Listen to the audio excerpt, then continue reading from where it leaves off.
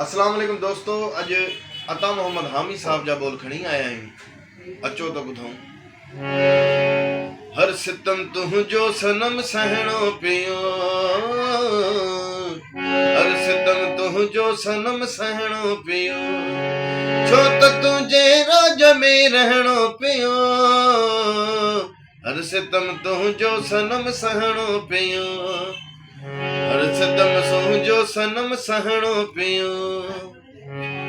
जिंदगी जे राज समझण वास्ते, जिंदगी जे राज समझण वास्ते, मौत खां अॻु पाण खे मरणो पियो,